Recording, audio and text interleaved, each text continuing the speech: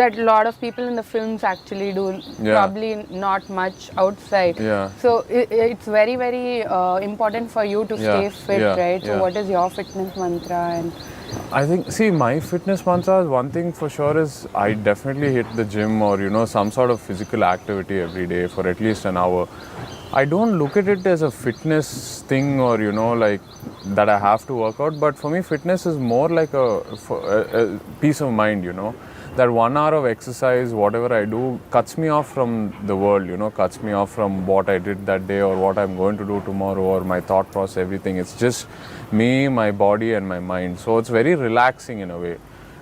So that 1 hour of fitness is like meditation. Like I've never attempted yoga, but I've heard people talk about yoga, and I would say for me that 1 hour in the gym is like my meditation process. Right. So, another important aspect of Premam is time. Looking back, is there? Do you see a different, changed person? Like the 3 phases in Premam. Do you see a difference in you, and what has changed over the years? Definitely, I can very easily look back at my life and connect some dots with Premam, like.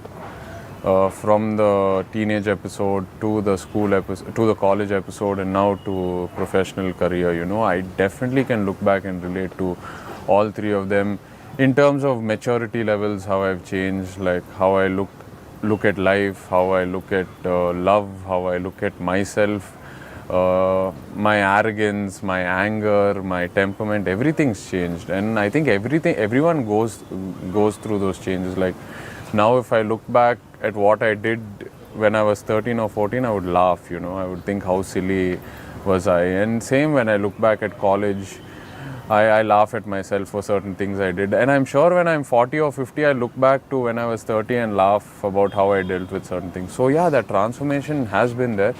And I think it's very important for everyone to keep growing in life like that, keep maturing, keep progressing. We should never hit a wall. So yeah. So, since Josh to now, what has changed when your perspective on films and your career? Has anything changed there? A lot. I think I'm a little clearer on what roles suit me now. I'm much clearer on that.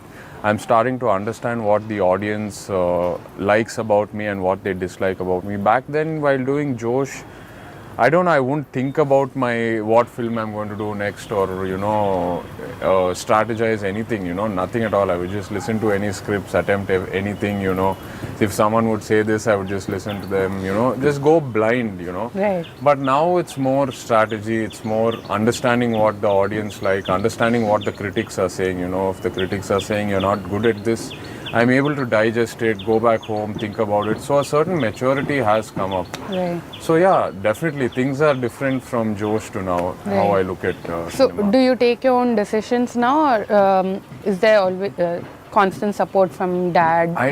There is constant support, but at the end of the day, they insist saying, if I'm saying something, I don't want you to blindly believe it, you process it, you digest it. I might be wrong too, but take your own call. We'll always advise you, So that advice is always there from family, friends, and I look a lot. Now we have social media, Twitter timeline is flooded with comments, Facebook is flooded with comments, YouTube. So I really look at all those comments to try and see what people think. Right. Yeah. And how was it with Anupama? She's done the original and now she's working with you. She's a great actress. Like, I don't think anyone will think it's her first or second film. She's great, she's full of energy. She's continuously talking on sets.